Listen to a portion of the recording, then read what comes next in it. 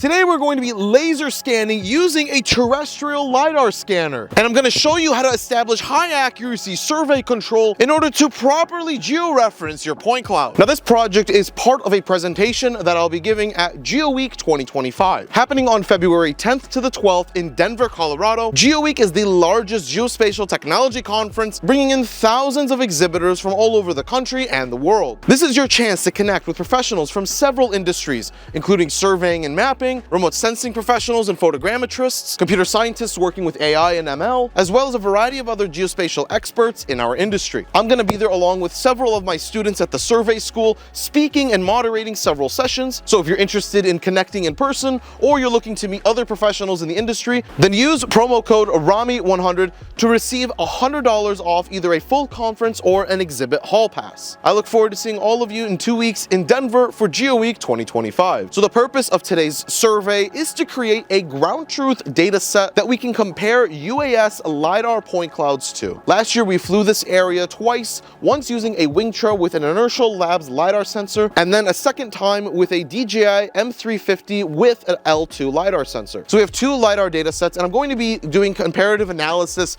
of these data sets using a terrestrial LiDAR scanner. And in order to ensure that we have an accurate survey, we're going to be referencing 7 survey control points, all observed with GNSS and providing us with geodetic coordinates. And while we did fly the entire downtown area, we really want to focus on this part of the forested area. Here next to the bridge is a very challenging environment for the UAS LiDAR systems. So I want to analyze this part of the data set with our terrestrial scanner by scanning 3 different locations here and creating a point cloud that we can then compare our UAS data with. And with the 7 control points that we have, I want to make sure that at least one of these points is going to be visible from all of our scans. So I'm thinking a setup like this is going to be appropriate for us to ensure that we capture enough data and have enough control to georeference our data set. So we're going to start setting control in a minute here. And the way we're going to do that is we're going to use our GNSS receiver. I'm using the Leica GS05 to establish a point on the ground, and then I'm going to take this receiver off and switch it with a target like this. And so the laser scanner will scan this target, which will allow us to georeference the coordinates for this point, therefore georeferencing the entire data set. So I think the primary control point, which will be visible from all the scans, is going to be over there on that little island. So yes, I'm going to get in the water here, but let me go get the GPS set up, and then we'll head over there to set our first control point. Oh, yeah, there it is. Okay. Whoo. We're here. Gonna set my equipment back over here. So the first thing I'm gonna do is set a point here. I wanna set this in a place that I could easily find if I were to ever revisit the site. Let's go ahead and set it here. Okay, there we go. Grab our ribbon. Now I can take our GS05, set it up on this point. So I understand that the GS05 has an IMU, but I am going to use a bipod because I want to just swap out the top and put the target in. So that's why I have the bipods. But yeah, you technically don't need it if you have an IMU. All right, so I've got my GS05 set up. I've already measured the height of this pole. It is at 4.3 feet. RTK initialized. Okay, our RTK is good. And measure. We're going to try to take as many positions as possible while we're here to ensure that we have decent quality. So we're at 8/100ths right now. I'd like to see this get closer to 5/100ths.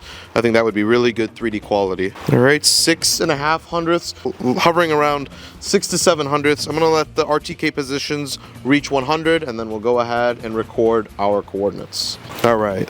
Point stored.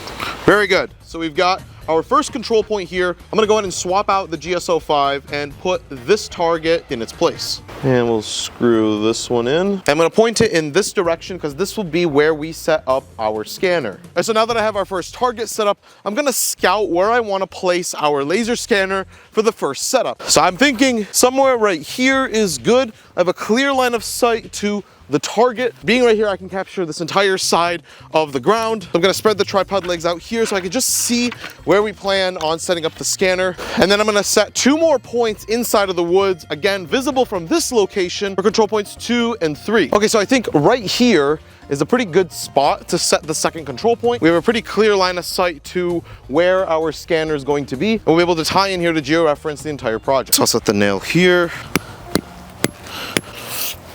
Let's go ahead and get a pole on here. Nice and leveled.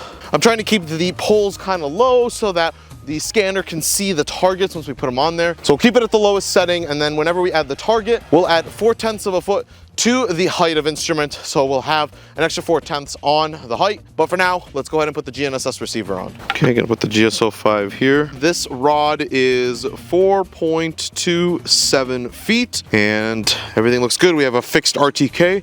I'm gonna start to measure. Let's see if we can get 5/100ths. Again, I would ideally like 5/100ths. We're getting close. And this 3D quality is ensuring that our X, Y, and Z coordinates have pretty redundant data. We're not getting too much movement from the calculations of where our position is. And we've already dipped under 5/100ths. We're at 4.75. This is really good, I like that. I'm gonna go ahead and let this run for 100 observations so that we have a consistent amount of observations for our control. There we go, we're at 100. I'm gonna go ahead and stop and store. Point stored. Now that we've set this point up, I'm gonna remove the GSO5. Okay. Visualization lost. And then we'll position the target right in line with where our scanner will be. All right, and so the third control point that I wanna set for this scan is gonna be somewhere in this area. Get some ribbon on that. Okay, I'll set this up here. And we also measured this pole and also got 4.27. RTK initialized. Perfect. So now we'll go ahead and measure. So the quality is still hovering around 1/10. I'm gonna let this thing sit here and improve. I think by the time we get to 100 RTK positions, we should be close to the 6 to 700th range. Look at that, 0.053. I love that. That's really good quality. I'm gonna go ahead and store Point stored. all three of our control points for this scan. Take off the GSO5. We're gonna screw in the target and point it in the direction of the tripod. All right, and so now we can go ahead and pull out our Leica P40 laser scanner. Now I want to give a special thanks to Chad over at NOR Technologies for giving us the chance to use their laser scanner. If you guys are looking to acquire reality capture equipment, then definitely check out the link in the description and visit NOR Technologies. And here we go. Here it is. This thing is heavy. Gonna go ahead and screw it in. So the Leica P40 scanner is capable of scanning up to 1,000,000 points per second. With that, we're able to create dense point clouds with high resolution data, and using terrestrial reality capture equipment like this is capable of giving us data on the ground rather than from other modes of remote sensing. Now I know what a lot of you are thinking right now. Rami, with the snow that you have, isn't this going to affect your data? And the short answer is yes, but it's more nuanced than that. What the snow is going to do is add an extra inch of elevation, which means that our data is going to be collected probably 1 or 2 tenths higher than the actual ground. Now, because I'm doing this for a research project and I'm on a time constraint, I'm still gonna scan in these weather conditions, but it would be important to know that I would love to do this again in the spring where I don't have snowfall like this and where we have a little bit more control over our environment. Okay, that being said, let's go ahead and set up our laser scanner. All right, so the first thing we're gonna do, how's it going? Staying warm? Oh, definitely. Good. All right, so the first thing we're gonna do is pop a battery in. There we go. All right, and then I do wanna level this scanner, so I'll use these leveling screws to get this bubble right in the middle. Okay, perfect. Scanner is leveled. And then all I need to do is press the power button. And there we go. Okay, now that the screen has loaded, I'm going to start by going to scanning, and I'm going to create a new job. We'll call this Utica Scan. Okay, creator, I'm gonna put my name, Rami, and then I'm going to store. I'll hit continue, and we're gonna start by identifying our field of view. I'm gonna use the entire thing. I'm going to do a scan and image, so I'll have images that are taken after my scan. Coming over to resolution, I can see kind of the resolution of my data. 1/10 is fine. We're measuring 250 feet out, that's fine too. And then sensitivity, I don't need extreme sensitivity, so I'll just keep this set to normal. In the image control, I'll just keep the exposure to automatic. We are outside and there's a lot of white snow, so I'll keep this set to sunny. Image resolution, I believe this is set to the highest resolution. Yep, so we'll keep that there. And I don't need HDR imaging. I really just need the images to colorize my point cloud. So I'm fine there. Okay, so this all looks good to me. I'm gonna come over down here to target, and I'm gonna start by identifying target number 1. So we'll hit enter, and I'm using the Leica black and white 4.5-inch target, so that is correct. And then I'm gonna select pick T, which will then let me move around and select my target. So over here, I'm getting pretty close to my target, and I can see the target right in here. So I'm gonna tap on it. I'm gonna say the check mark, and then I'm going to give it the height. So our height was 4.3 with the GNSS receiver. So I'm just gonna add 4/10 to that to get 4.7. Okay, so we got 4.7 feet for the height. And now I'm going to click measure, and the scanner is now going to look for the target. You can hear it's kind of scanning a little bit right now to try to find that target. So it looks like it did a pretty good job. There it is, right there. Looks like it's trying again to try to get even closer this time. Yeah, look at that. There it is. There's the target. So it's identified the position of the target. Very nice. Okay, and there we go. It says state is okay. So we'll go ahead and hit store. All right, I'll come back to targets, and I'm going to identify a new target by calling it number 2. Target height, we have 4.67. Okay. All right, now we're gonna rotate the scanner, and I'm gonna click on pick T and try to find the point here. Align it better. Okay, it's in this area, and then I'll hit the check mark, measure. There it goes. It's scanning that target. Oh, lovely. It got it right on. And our status is okay. So now we'll do this one more time for our third target. Number 3, and we're gonna say pick T. We're gonna rotate our scanner right about here. Okay. Okay, perfect. We've got our third target. And now that we have all of the control, we can now start scanning. So that right there is the preview of our scan. And the laser scanner is ever slightly rotating to capture more and more data.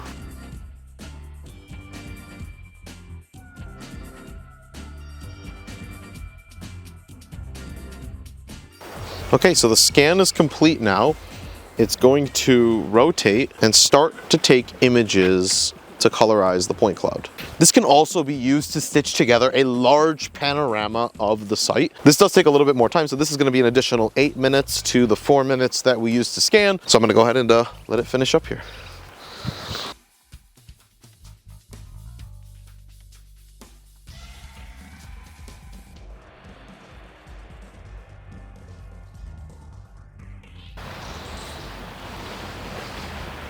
There we go. That's it. We've completed the first scan. Let's see what we collected. So these right here are the trees, and down at the bottom, this is the ground. We can even zoom in a little bit. You can see the level of detail that the laser scanner was capable of achieving. There's the box for our laser scanner. And yeah, and overall, you can really see a nice, clear data set. You can switch over to, this is a grayscale of the point cloud, so you can actually see the trees really stick out here. Very cool. I love it. This looks really, really nice. All right, so now that we're done with our first setup, let's put the Leica P40 away and establish a new setup and set 2 more control points. All right, so for the next setup, we're going to be over here on this side of the bridge. We want to capture all of this area west of the bridge. Our first setup was way down over here, and the first control point that we set is right over there, and we have a direct line of sight to it. So it's important that we reference that first control point because that is the common point between all 3 of our scans. So now let's head over this way where we're gonna set control point number 4. This is a good location. We have a clear line of sight to the scanner. So we'll go ahead and set control point number 4 right here. Gonna pull out our GSO5, put it right here. Okay, so our RTK is fixed. I'm gonna go ahead and hit measure. All right, so we did reach 100. It is still going down. I'm gonna keep it going. I wanna see if we can get under 8/100ths of a foot. If we can get to the 7/100th range, I'll feel better because I'll know that we have similar quality to other control points on the site. All right, so we're at 200 positions. We're at just over 5/100ths of a foot. Point stored.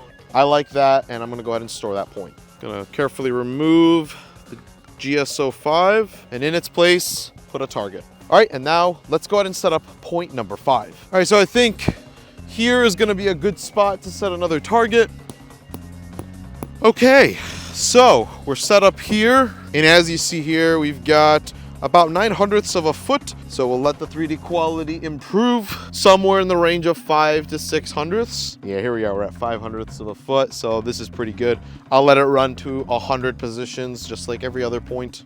Okay, cool. So now that we've got all of the data we need for our second scan, let's go back to the tripod and set up our Leica P40. All right, so now the first thing I need to do is orient the scanner. We have one point that we measured. That's point number 1. So I can just point to it, scan it. But then for points number 4 and 5, we're going to input that information just like we did with points 2 and 3, because these are new points that we're introducing to the data set. Say pick T. So now I can rotate, try to find our target, and I'm going to say measure. All right, there it goes. It's going to scan target 1. So there it goes, it's scanning. And it's got that first target. Perfect. Okay, now that we've got that first target, I'm gonna say store. I'm gonna go back to targets and create a new target, and that'll be number 4. And I'll go to pick target, and we'll rotate over to where target number 4 is. That's gonna be over here, and I'm gonna add a height here of 4.67, and I'm going to measure. And I'm gonna slide down. Okay, so we've got that one. Now we're going to do the last target, and that is target number 5. Measure. All right, everything is looking good now. We've measured the 3 targets for this setup. So now let's start laser scanning. Start. Ooh, here we go. I like to back up. I don't know why, I give it its space, right?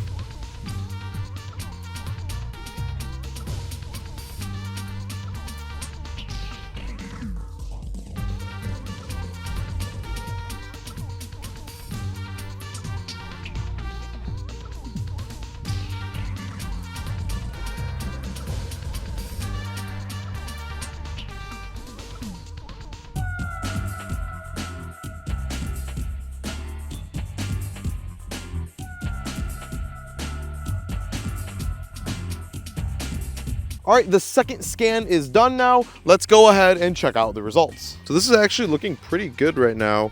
I can see all of the trees here. Looks like we've got plenty of detail coming in.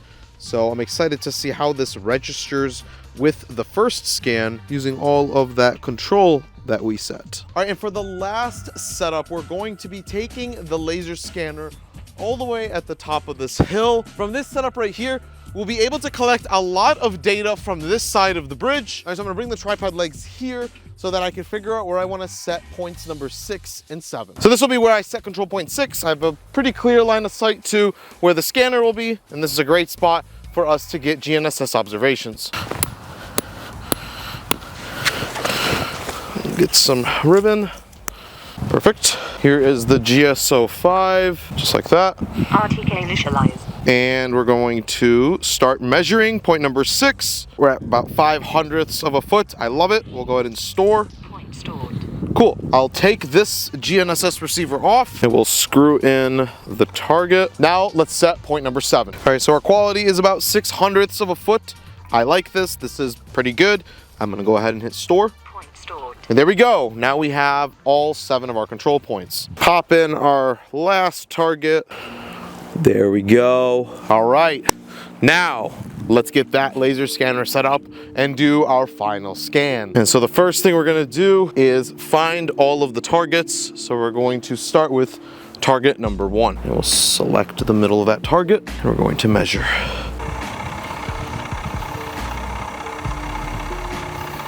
Okay, so now let's do target number 6. All right, and measure.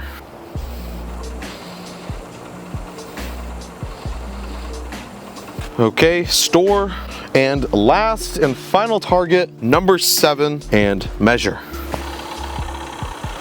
All right, beautiful. So now with that, let's go ahead and start the final scan.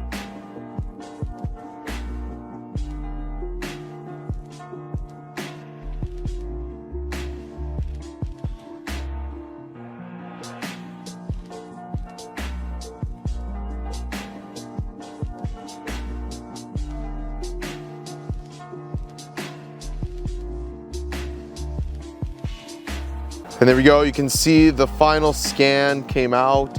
Looks really, really good. I'm excited to see how this looks when we combine it with the other two scans. And so if you want to see my presentation about utilizing terrestrial LiDAR scanning to validate the accuracy of UAV LiDAR, then check out our exclusive Survey member video, where you'll find my entire lecture about the topic utilizing the data that we've collected here. If you guys enjoyed this video, be sure to like the video. Also consider subscribing to the YouTube channel. And if you're looking to elevate your survey knowledge, then visit thesurveyschool.com. Until then, I'll see you guys next time.